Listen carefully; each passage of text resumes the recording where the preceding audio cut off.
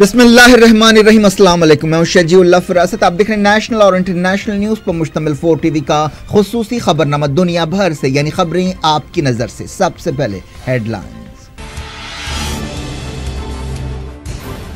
Syria میں ہوائی جہاز کو مار گرائے جانے کے بعد رشیا نے کی زبردست بمباری، گیس اٹیک کے بھی الزام۔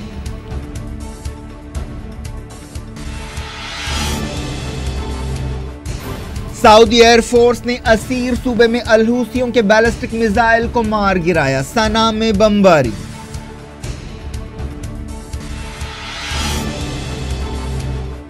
ویٹیکن میں طیب اردوان کی پوپ فرانسس سے ملاقات، یروشلم مسئلے پر بات چیت، کہا امریکہ الگ تھلگ پڑ گیا۔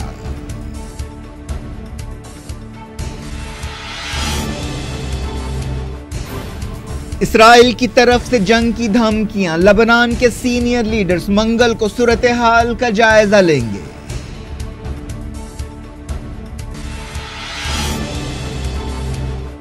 تہران میں صدارتی دفتر میں گھسنے کی کوشش پر ایک شخص کو گولی مار دی گئی، کرد عہدیداروں نے کہا ایران کو IS سے خطرہ ہو سکتا ہے۔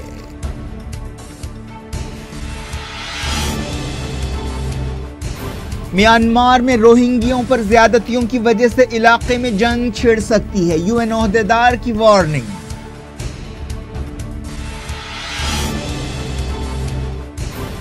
رشیا، چائنا اور ایران نے کی امریکہ کی نئی نیوکلیئر پالیسی پر تنقید، جواد ظریف نے کہا دنیا تباہی کے قریب آ گئی۔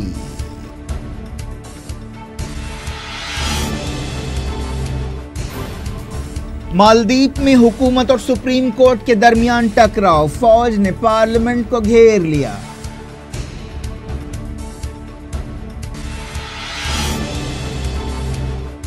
سپریم کورٹ نے آنر کلنگز پر کیا غصے کا اظہار، کہا 2 بالغوں کی شادی میں کسی کو دخل دینے کا کوئی حق نہیں ہے۔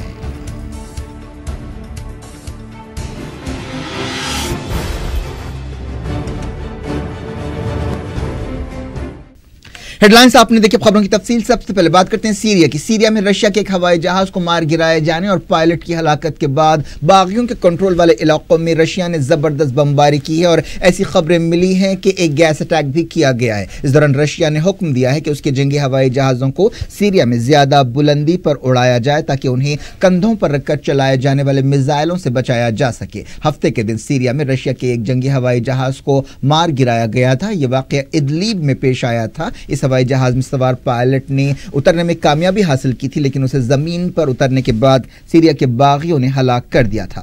رشین میڈیا میں وزارت دفاع کے حوالے سے کہا گیا کہ اب رشیا کے ہوائی جہاز کم سے کم 5000 میٹر کی بلندی پر اڑیں گے۔ ایسے الزامات لگائے گئے ہیں کہ سیریا کے سراقیب میں گیس اٹیک کیا گیا جس سے کئی لوگ متاثر ہوئے۔ کچھ دن پہلے بھی ایسے الزامات لگائے گئے تھے کہ کیمیکل ہتھیار استعمال کیے گئے ہیں، لیکن امریکہ کے وزیر دفاع جیمز ماٹس نے کہا تھا کہ امریکہ کے پاس سرین گیس کے حملوں کی کوئی خبر نہیں ہے اور کوئی ٹھوس ثبوت نہیں ہے۔ ایک رپورٹ میں اپوزیشن کے حوالے سے کہا گیا کہ سیریا کی سرکاری فوج اور رشیا نے ادلیب اور غوطہ میں زبردست بمباری کی جس میں کئی لوگ ہلاک اور زخمی ہوئے۔ سوشل میڈیا پر ادلیب میں حملوں کے بعد کی تباہی کی تصویریں سامنے آئی ہیں۔ امدادی کارکنوں کے حوالے سے کہا گیا کہ بمباری اور گیس اٹیک میں اتوار کی رات سے کم 18 لوگ ہلاک ہوئے اور 45 سے زیادہ لوگ متاثر ہوئے۔ ایک مقامی جرنلسٹ ہادی عبداللہ نے الجزیرہ سے فون پر بات چیت کرتے ہوئے کہا کہ رشینز پاگل ہو گئے ہیں، رات دن شلباری کر رہے ہیں، جنگی ہوائی جہازوں کے ذریعے آبادی والے علاقوں کو نشانہ بنایا جا رہا ہے۔ انہوں نے کہا کہ کل رات سے یعنی اتوار کی رات سے قتل عام شروع کر دیا گیا ہے۔ والنٹیئرز نے بتایا کہ سراقیب میں اتوار کی رات گیس اٹیک کیا گیا جس میں 9 لوگ متاثر ہوئے۔ ایک مقامی امدادی کارکن لیس عبداللہ نے الجزیرہ کو بتایا کہ اتوار کو رات 9:50 پر 2 جہازوں کے ذریعے آبادی والے علاقوں میں گیس اٹیک کیا گیا اور بیرل بم گرائے گئے جس کے بعد لوگوں کا دم گھٹنے لگا۔ ادلیب سیریا کے ان اکا دکا علاقوں میں شامل ہے جہاں ابھی صدر بشار الاسد کے مخالف فائٹرز کا کنٹرول ہے۔ ادلیب پر القاعدہ سے تعلق رکھنے والی ایک تنظیم تحریر الشام کا قبضہ ہے۔ امدادی ایجنسیوں نے وارننگ دی ہے کہ سال 2018 میں ہزاروں سیرین ریفیوجیوں کو زبردستی ان کے ملک واپس بھیجا جا سکتا ہے۔ امدادی ایجنسیوں نے دنیا بھر میں ریفیوجیوں کے خلاف بڑھنے والے جذبات کا حوالہ دیا۔ ناروین refugee council, save the children, care international اور دوسری امدادی تنظیموں نے ایک رپورٹ جاری کی ہے جس میں کہا گیا ہے کہ زیادہ تر سیرین ریفیوجیز کو بہت برے حالات میں رہنا پڑ رہا ہے، لیکن ان کی واپسی محفوظ ہونی چاہیے۔ ایک انسانی حقوق تنظیم کے ترجمان نے بتایا کہ امریکہ اور یورپ کے امیر ملک ان ریفیوجیوں کے تعلق سے یکجہتی کا مظاہرہ نہیں کر رہے ہیں۔ انہوں نے کہا کہ اگر یہ ملک چاہیں تو بہت کچھ کر سکتے ہیں۔ ترکی میں افرین آپریشن کی مخالفت پر تقریباً 600 لوگوں کو گرفتار کر لیا گیا ہے۔ سرکاری عہدیداروں نے یہ بات بتائی۔ گرفتار کیے گئے لوگ سوشل میڈیا اور دوسرے پلیٹ فارمز پر سیریا میں ترک فوج کے آپریشن پر تنقید کر رہے تھے۔ صدر طیب ایردوان نے حال ہی میں ایک تقریر کرتے ہوئے فوجی آپریشن کے خلاف آواز اٹھانے والوں کو غدار قرار دیا تھا۔ ترکی نے پچھلے مہینے سیریا کے افرین شہر میں کرد فورس YPG کے خلاف ایک فوجی آپریشن شروع کیا جس کا سلسلہ اب تک جاری ہے۔ ترک میڈیا میں کہا گیا کہ افرین آپریشن میں اب تک تقریباً 950 کرد ملیٹنٹس کا صفایا کیا گیا ہے۔ اس دوران افرین آپریشن میں ترکی کو ایک دن میں سب سے بھاری جانی نقصان اٹھانا پڑا۔ بتایا گیا کہ ترکی کے 8 سپاہی ہفتے کے دن مارے گئے۔ اس جانی نقصان کے بعد ترکی کے وزیر اعظم بن علی یلدرم نے کہا کہ کرد ملیٹنٹس کو اس کا کہیں زیادہ سخت جواب دیا جائے گا۔ سعودی عرب کی ایئر فورس نے اسیر صوبے میں الحوثیوں کی طرف سے فائر کیے گئے بیلسٹک میزائل کو مار گرایا ہے۔ اس میزائل کے ذریعے خمیس مشیط ٹاؤن کو نشانہ بنانے کی کوشش کی گئی تھی۔ اس سے پہلے بھی سعودی فورسز نے کئی بار الحوثیوں کے میزائلز کو مار گرانے اور روکنے کا دعویٰ کیا ہے۔ سعودی عہدیداروں نے بتایا کہ پچھلے 2 دنوں میں یمن کے سعدہ، حجہ، حدیدہ اور طائف صوبوں میں الحوثیوں کے کئی ٹھکانوں پر حملے کیے گئے۔ ان حملوں کی تعداد 50 بتائی گئی۔ ایک رپورٹ میں کہا گیا کہ الحوثیوں کے کئی ٹھکانوں پر حملوں میں فوجی گاڑیوں، ہتھیاروں اور گولہ بارود کو تباہ کیا گیا۔ الحوثیوں نے حالیہ عرصے میں کئی بار سعودی سرحد پار کر کے فوجی ٹھکانوں کو نشانہ بنایا ہے۔ الحوثیوں کا کہنا ہے کہ سعودی عرب کے ہوائی حملوں میں سویلینز ہلاک ہو رہے ہیں اور جواب میں وہ یہ کارروائیاں کر رہے ہیں۔ اس دوران ایک دوسری رپورٹ میں کہا گیا کہ یمن کے صنعا صوبے میں سعودی عرب کی طرف سے بھاری بمباری کی گئی جس میں بعض سویلینز ہلاک اور زخمی ہوئے۔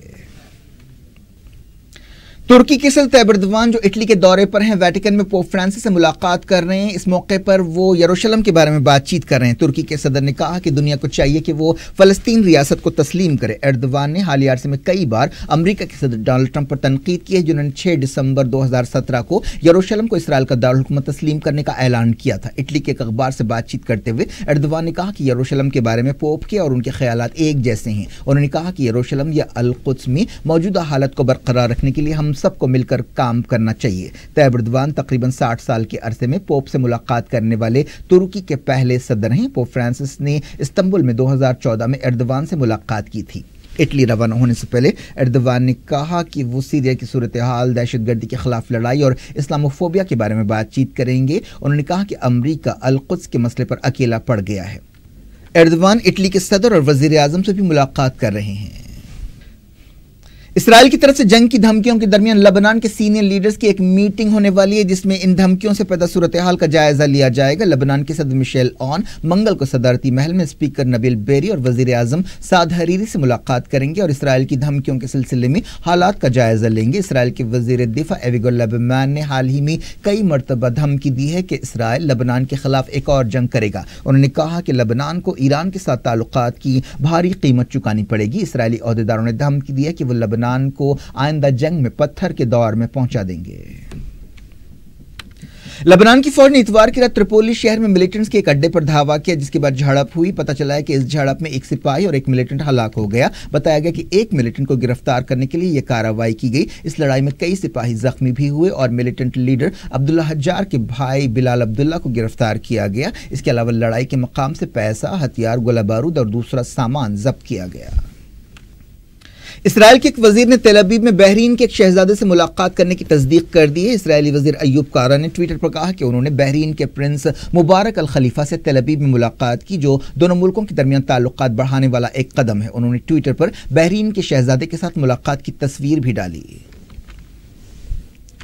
इराक और सीरिया में आईएसआईएस कमजोर हो गई है, लेकिन कुर्द ओहदेदारों ने वार्निंग दी है कि आईएसआईएस से ईरान को खतरा पैदा हो सकता है। इराक के सरहदी इलाके में तैनात एक सीनियर कुर्द सिक्योरिटी ऑफिसर ने यह बात बताई। उन्होंने कहा कि ईरान के करीब सरहदी इलाकों में कई मिलिटेंट सरगर्म हैं। मकामी लोग इस इलाके को तोराबोरा कहते हैं। तोराबोरा अफगानिस्तान का वो मकाम है जहां पर al Qaeda leader Usama bin Laden छुपे हुए थे और उनकी तलाश में अमरीकी इत्तेहाद ने वहां भारी बमबारी की थी और वहां पर जबरदस्त लड़ाई हुई थी। सरहदी इलाकों में हालिया अरसे में बाज झड़पें भी हुई हैं। ईरान में एक शख्स को गोली मारकर जख्मी कर दिया गया है जिसने सदारती दफ्तर में घुसने की कोशिश की। तेहरान के डिप्टी गवर्नर के हवाले से फारस न्यूज एजेंसी ने यह बात बताई। डिप्टी गवर्नर मोहसिन हमीदानी ने कहा कि हम इस शख्स की शिनाख्त करने की कोशिश कर रहे हैं और ये मालूम करने की कोशिश कर रहे हैं कि इसका क्या मकसद था। उस शख्स के हाथ में एक बड़ी चाकू थी। इस शख्स के पैर में गोली मारी गई। यह वाकया एक सख्त सिक्योरिटी वाले इलाके में पेश आया जहां पर कई सरकारी दफ्तर हैं। न्यूज एजेंसी एसोसिएटेड प्रेस ने कहा है कि अमरीकी फौज इराक से अपने सिपाहियों को अफगानिस्तान में तैनात कर रही है। न्यूज एजेंसी ने मगरबी मुल्कों के कॉन्ट्रैक्टर्स के हवाले से यह बात बताई। उन्होंने कहा कि इराक के फौजी अड्डों में तैनात सिपाहियों को हटाने का काम शुरू कर दिया गया है और रोजाना हवाई जहाजों के जरिए उन्हें अफगानिस्तान ले जाया जा रहा है। फौरी तौर पर यह बात मालूम नहीं हो सकी कि कितने सिपाहियों को अफगानिस्तान में तैनात किया जा रहा है। बीबीसी का कहना है कि इराक में 2016 में 5000 से ज्यादा अमरीकी सिपाही तैनात थे और बाद में आईएसआईएस के खिलाफ लड़ाई में मदद के नाम पर मजीद 4000 सिपाहियों को इराक में तैनात किया गया था। यूनाइटेड नेशंस के इंसानी हुकूक से मुताल्लिक इदारे के चीफ ने वार्निंग दी है कि म्यांमार में रोहिंग्या मुसलमानों पर जुल्म और ज्यादतियों से इलाके में लड़ाई छिड़ सकती है। यूएन हाई कमिश्नर इंसानी हुकूक ज़ैद राद अल हुसैन ने कहा कि म्यांमार की फौज मुसलमानों के खिलाफ नस्लकुशी कर रही है। उन्होंने इंडोनेशिया की वजारत खारजा में इंसानी हुकूक के बारे में एक कॉन्फ्रेंस से खिताब करते हुए कहा कि म्यांमार की फौज की कार्रवाइयों का बहुत बुरा असर खिते की सिक्योरिटी पर पड़ सकता है। ज़ैद राद अल हुसैन ने कहा कि बाज़ वक्त ऐसा कहा जाता है कि आज इंसानी हुकूक की खिलाफ वर्जियाँ कल लड़ाइयों में तब्दील हो सकती हैं। अगर रोहिंग्या बहरान मजहबी शिनाख्त की बुनियाद पर लड़ाई की वजह बना तो इससे काफी नुकसान हो सकता है और यह काफी फिक्र की बात है।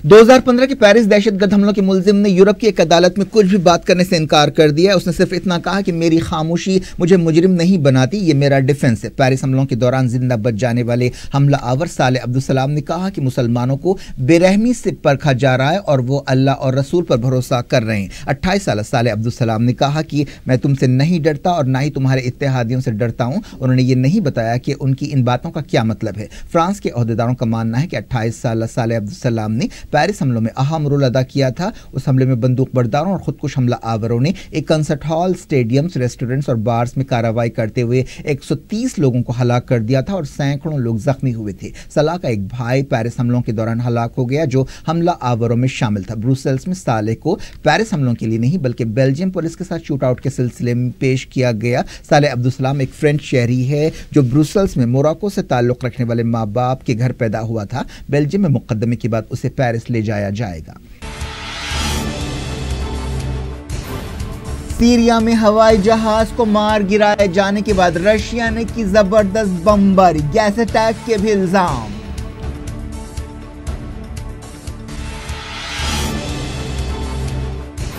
सऊदी एयरफोर्स ने असीर सूबे में अल-हूसियों के बैलिस्टिक मिसाइल को मार गिराया। सना में बमबारी।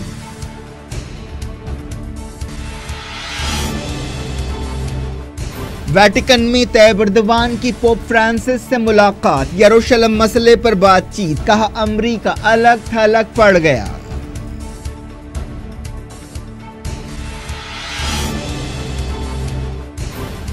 इसराइल की तरफ से जंग की धमकियां, लेबनान के सीनियर लीडर्स मंगल को सूरत हाल का जायजा लेंगे।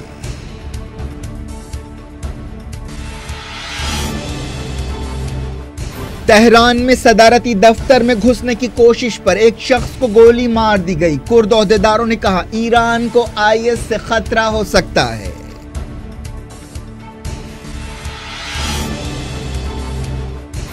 म्यांमार में रोहिंग्यों पर ज्यादतियों की वजह से इलाके में जंग छिड़ सकती है, यूएन ओहदेदार की वार्निंग।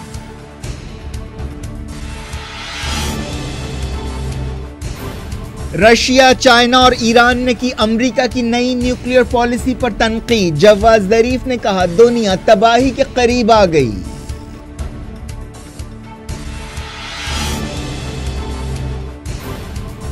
مالدیپ میں حکومت اور سپریم کورٹ کے درمیان ٹکراؤ، فوج نے پارلیمنٹ کو گھیر لیا۔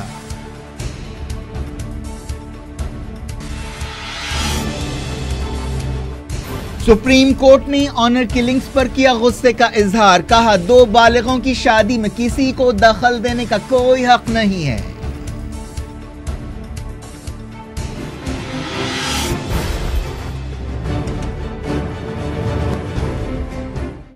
ہیڈ لائنز ریکیپ آپ نے دیکھا۔ ڈائریکٹ انٹرنیشنل نیوز کے سلسلے کو رشیا، چائنا اور ایران نے امریکہ کی نئی نیوکلیئر پالیسی پر تنقید کی ہے۔ حال ہی میں پینٹاگن نے نیوکلیئر ہتھیار بڑھانے کے امریکہ کے منصوبے کی تصدیق کی تھی۔ امریکہ کے وزیر دفاع جیمز ماٹس نے کہا ہے کہ یہ تبدیلیاں دوسروں سے آنکھوں میں آنکھیں ڈال کر بات کرنے کی ضرورت کو ظاہر کرتی ہیں۔ اس پالیسی کو جاری کرتے ہوئے امریکہ نے چائنا، رشیا، نارتھ کوریا اور ایران کو خطرہ قرار دیا تھا۔ چائنا نے امریکہ کے منصوبوں کا تجزیہ کرتے ہوئے کہا کہ امریکہ کو سرد جنگ کی ذہنیت چھوڑ دینی چاہیے۔ چائنا کی وزارت خارجہ نے ایک بیان میں کہا کہ امریکہ کو نیوکلیئر ہتھیار کم کرنے کے لیے کام کرنا چاہیے۔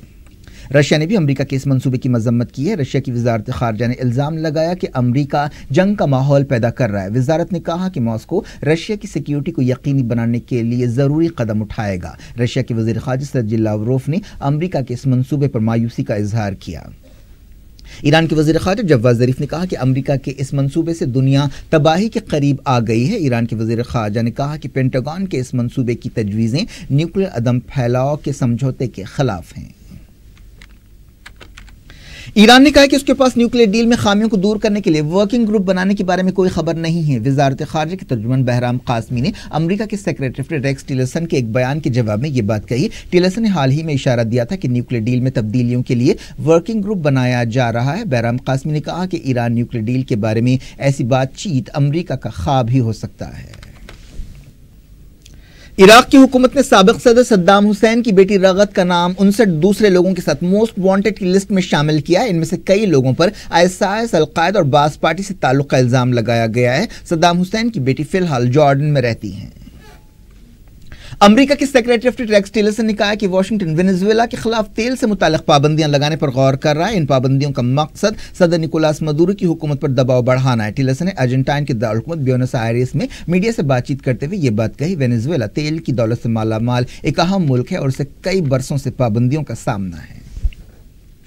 مالدیپ کی سپریم کورٹ نے صدر عبداللہ یامین کی طرف سے سیاسی مخالفین کو رہا کرنے سے انکار پر غصے کا اظہار کیا ہے، جس سے ملک کا بحران اور سنگین ہو گیا ہے اور عملاً حکومت و سپریم کورٹ میں ٹکراؤ کی صورتحال ہے۔ حال ہی میں سپریم کورٹ نے بعض سیاسی قیدیوں کو رہا کرنے کا حکم دیا تھا۔ سپریم کورٹ کے جج نے کہا کہ ان لوگوں کو رہا کرنے کے سلسلے میں کوئی قانونی رکاوٹ نہیں ہونی چاہیے۔ اس سے پہلے اٹارنی جنرل نے انہیں رہا کرنے پر فکر مندی کا اظہار کیا اور کہا کہ وہ دہشت گردی، بم دھماکوں، کرپشن اور دھوکہ دہی اور غبن کے سنگین مجرم ہیں۔ اس دوران مالدیپ کی فوج نے پارلیمنٹ کو گھیر لیا اور کئی ارکان پارلیمنٹ کو گرفتار کر لیا۔ سپریم کورٹ نے سابق صدر محمد نشید اور دوسروں کو رہا کرنے کا حکم دیا تھا۔ اس فیصلے کا یہ مطلب ہے کہ نشید ملک واپس آ سکتے ہیں اور الیکشن لڑ سکتے ہیں۔ دارالحکومت مالے میں حکومت کے خلاف احتجاج کرتے ہوئے کئی لوگ سڑکوں پر نکل آئے۔ احتجاجیوں نے کہا کہ پولیس نے ان کے خلاف مرچ پاؤڈر کا اسپرے استعمال کیا۔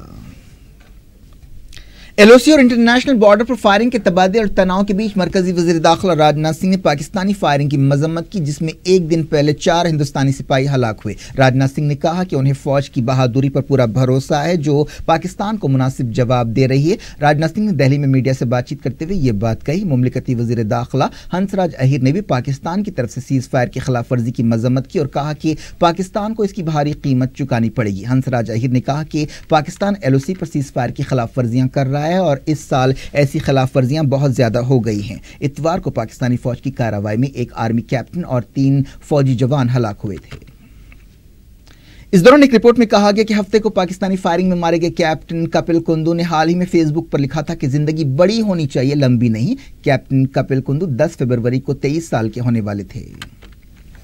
جموں کشمیر اسمبلی میں پاکستان کی طرف سے جنگ بندی کی خلاف ورزیوں اور سپاہیوں کی ہلاکتوں پر خوب گڑبڑ ہوئی۔ نیشنل کانفرنس اور کانگریس کے ارکان نے سرحد کی حفاظت کرنے والوں کو بچانے میں ناکامی کا الزام لگاتے ہوئے حکومت کے خلاف احتجاج کیا۔ اس دوران ہندوستان کے وائس آرمی چیف نے کہا کہ ہم پاکستانی فائرنگ کا منہ توڑ جواب دے رہے ہیں۔ آرمی کے وائس چیف شرد چندر نے کہا کہ پاکستانی فوج دراندازوں کی مدد کرتے ہوئے فائرنگ کر رہی ہے اور ہم منہ توڑ جواب دے رہے ہیں۔ ایک ایسے وقت جب ہندوستان کے کئی علاقوں میں عزت کے نام پر قتل یا آنر کلنگ سے ایک سنگین مسئلہ بنا ہوا ہے، chief justice of India Deepak Mishra نے کھاب پنچایتوں کو وارننگ دی کہ وہ ضمیر کے رکھوالے نہ بنے۔ چیف جسٹس نے کہا کہ اگر دو بالغ لوگ شادی کرنا چاہتے ہیں تو کسی کو بھی دخل دینے کا کوئی حق نہیں ہے۔ ایک این جی او نے عزت کے نام پر قتل پر پابندی لگانے کے لیے درخواست داخل کی تھی، جس پر سنوائی کرتے ہوئے چیف جسٹس نے یہ بات کہی اور انہوں نے کہا کہ چاہے ماں باپ ہو یا سماج کا کوئی دوسرا شخص، ایسے معاملات سے اسے دور رہنا چاہیے۔ کسی بھی آدمی، گروپ یا لوگوں کو شادی کے معاملے میں دخل دینے کا کوئی حق نہیں ہے۔ اس این جی او نے ایسے جرائم اور کھاب پنچایتوں پر روک لگانے کی درخواست کی تھی۔ کیا کچھ ہو رہا ہے آپ کی دنیا میں؟ آخر میں ہیڈ لائنز دنیا بھر سے ایک بار پھر دیکھتے ہیں۔ سیریا میں ہوائی جہاز کو مار گرائے جانے کے بعد رشیا نے کی زبردست بمباری، گیس اٹیک کے بھی الزام۔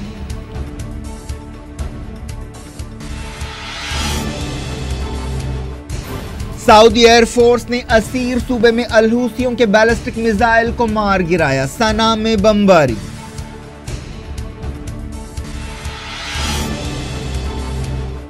ویٹیکن میں طیب اردوان کی پوپ فرانسس سے ملاقات، یروشلم مسئلے پر بات چیت، کہا امریکہ الگ تھلگ پڑ گیا۔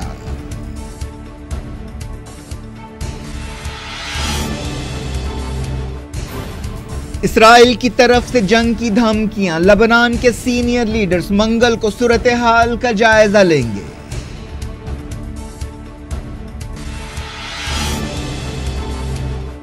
تہران میں صدارتی دفتر میں گھسنے کی کوشش پر ایک شخص کو گولی مار دی گئی، کرد عہدیداروں نے کہا ایران کو آئی ایس سے خطرہ ہو سکتا ہے۔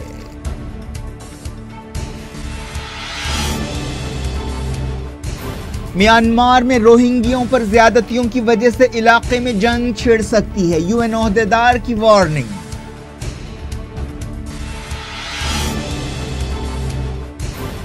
رشیا، چائنا اور ایران نے کی امریکہ کی نئی نیوکلیئر پالیسی پر تنقید، جواز ظریف نے کہا دنیا تباہی کے قریب آ گئی۔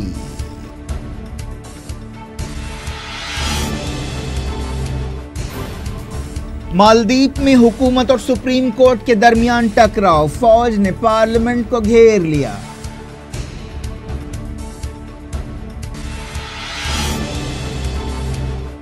سپریم کورٹ نے آنر کلنگز پر کیا غصے کا اظہار، کہا دو بالغوں کی شادی میں کسی کو دخل دینے کا کوئی حق نہیں ہے۔